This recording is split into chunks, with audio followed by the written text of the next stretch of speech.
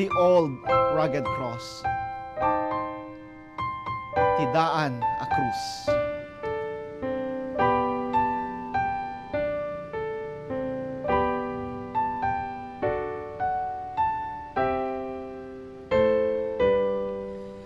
Jay rabaw ti turod, na ibayog ti krus, kastan dat bain ken tuog. Patgekunay ti krus, nakailan saan, ti gayem kuwa kaimbagan.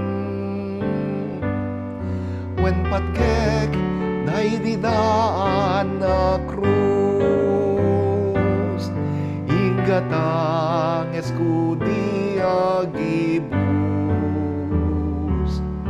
Kapteking natidi masuktan, ti balangatan ay langitan.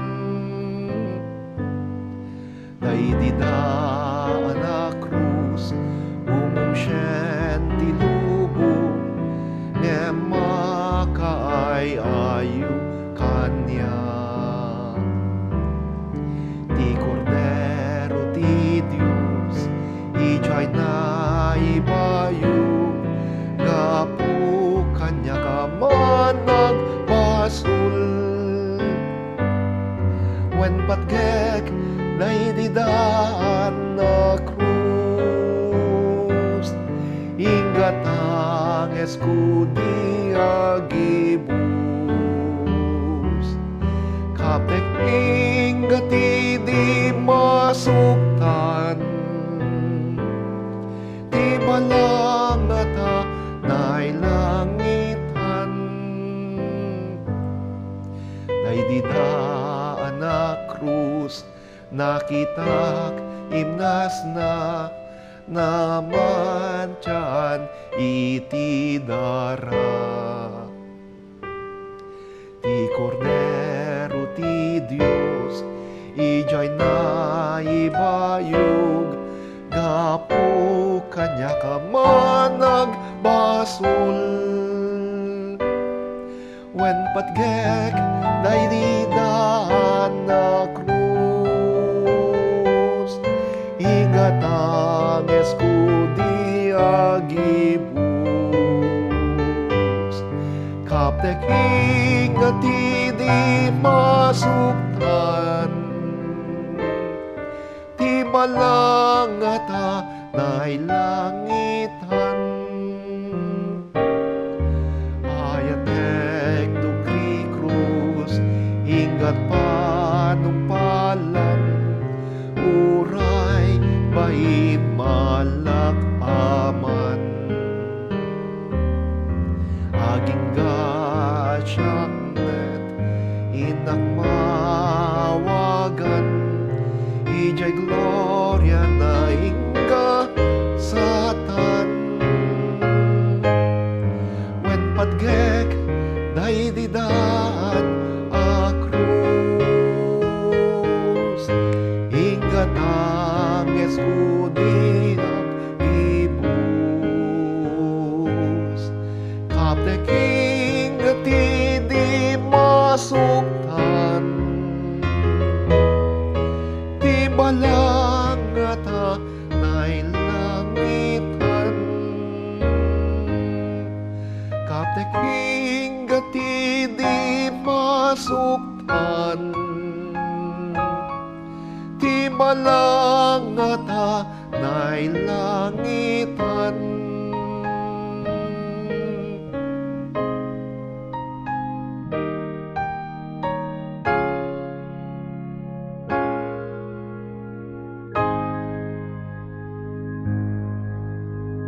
Ti leksyon tayo itarabii masarakan iti Ebanghelyo kas insurat ni San Mateo, kapitulo 10 manipod iti may 20 maysa a bersikulo, agingga iti maika 20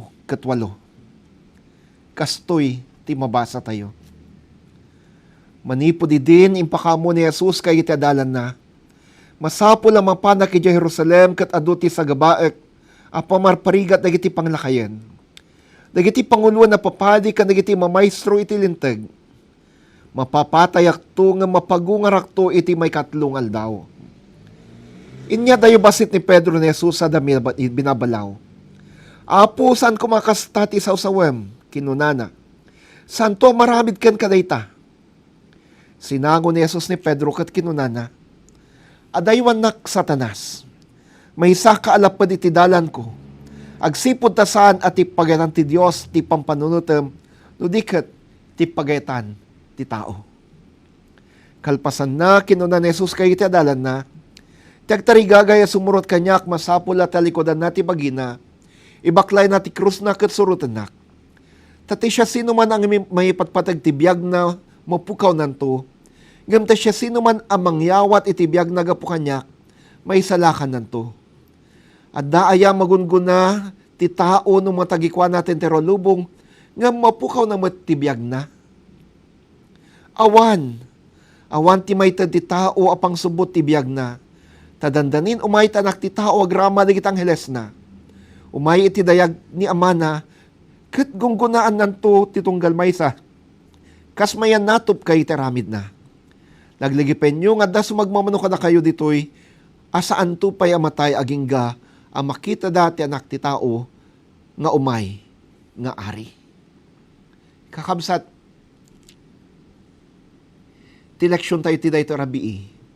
Saritain na ti dua abanag.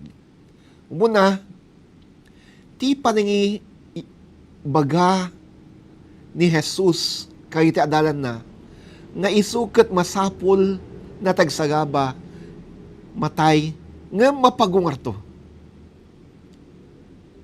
May kadua, ti panangibalakad na kay ti adalan na ang masapul talikodan da ti bagida ken dagiti iitso amin tapno sumurda ken kuana. Siputan tayo man dagiti duwa nga banag kakamsat. Iti daytoy a panawan ni Kwaresma. Kas ngilinan tayo ken lagipen tayo ti panagsagaba ken ipapatay ni Jesus agraman ti panagungar na. Ipalagip kada tayo ti ebanghelyo tayo ti daytoy rabii. Ani Kristo mismo tinahibaga. Ang masapul na tiag sagaba. Mapapatay. Ngim idi anangagan ni Pedro daytoy. Kinunana. Saan mo ka di ibagbaga dayto? Saan mo ka di asawan dayta maestro? Diyak ipalubos ang mapasamak dayta. Mabalin ko na. Uray no nyapay ti mapasamak. Diyak to'y palubos. Nga agdusa ka, agrigat ka, agsagaba ka, diyak to'y palubos ang mapapatay ka. Idi nangeg ni Jesus daytoy, binabalaw na ni Pedro. Nagdagsen ti kinunana kan Pedro. Ti teksto kinunana. Sinango ni Jesus ni Pedro ket kinunana, adaywan nak Satanas. May saka alapad ti dalan ko. Agsipod ta sana ti pagayatan ti Dios ti pampanutem no diket ti pagayatan ti tao. Apay kinunana adaywan nak Satanas. Lagipen tayo kaidi ang nasulisog ni Jesus ijalatang iti 40 nga aldaw ken rabii. Saan ang nagsardeng sa jay ti panakasulisog na? Wen nagbaligi babaen ti panangaramat na iti sa ti Diyos. Ngam ti Diablo saan na nagpatingga iti panang sunisog na kan Jesus. Agingga ti daytoy kanito. We see in here how the devil used Peter to tempt Jesus. Makita tayo ditoy no kasano at ti Diablo inaramat na ni Pedro tapno sulisugan na ni Jesus. Inaramat na ti may sakiti kapapatgan nga adalan na. One of his beloved disciple. Yes, one of his beloved disciple. Peter. ni Pedro. Nagapuna, idi akinuna ni Pedro, jaktoy palubos, nagsagaba ka akin mapapatay ka. Kinuna ni Jesus, umadayo ka, Satanas. Saan? Ani Pedro ti binagaan na iti Satanas. Amo ni Jesus nga ararmaten ti Diablo ni Pedro. And so he said, umadayo ka, Satanas. Kakabsat, ti siya sinuman, kanti anyaman, amang lapid, iti panakay patungpal, iti paketan ti Diyos, kat mabalin ang maawagan, iti Satanas.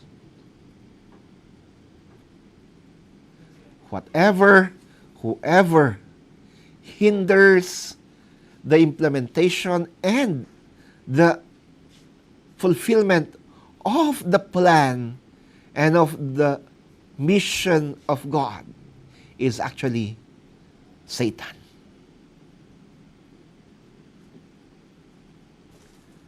Amirisan tayo, dagiti aramid tayo. Amirisan tayo, dagiti bagbagi tayo.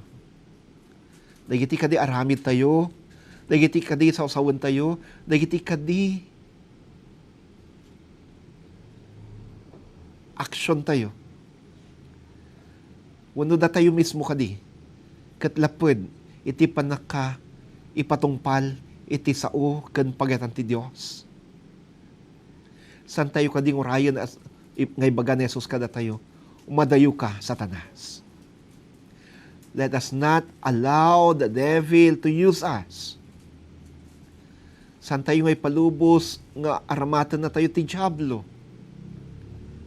Instead, let Jesus, let God use us for the fulfillment of His mission and of His word.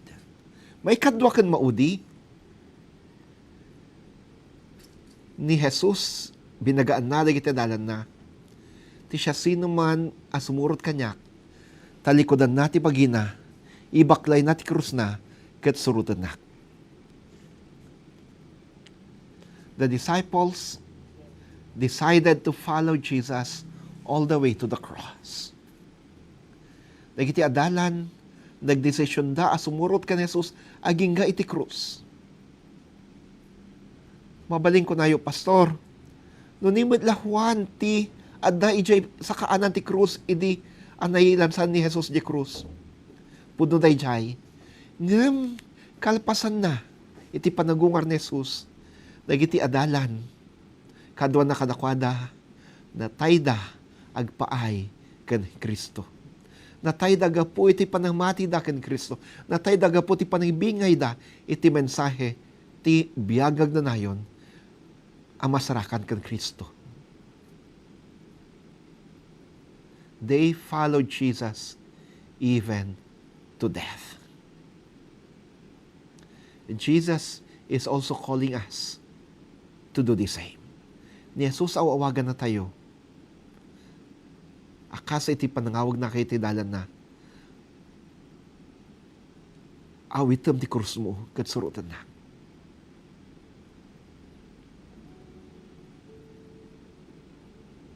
As we follow Jesus, even to the cross, kasurutan tayo ni Jesus, aging ga iti krus. Dahito iti na yung bagadamag. Here is the good news. Just as Jesus didn't end at the cross, kas ni Jesus saan ang nagpatingga iti krus, no dikit di nagungar manipod iti patay. Jesus didn't end at the cross. Instead, He was raised back to life and went up to heaven and seated at the right hand of God the Father, seated on the throne. Kas na Jesus nagungar, imulsi sa dilangit, kat adaa ang nagtugaw iti trono. We will do the same. Kas na mo ti mapasama kada tayo. We will never end at death. death is not our end.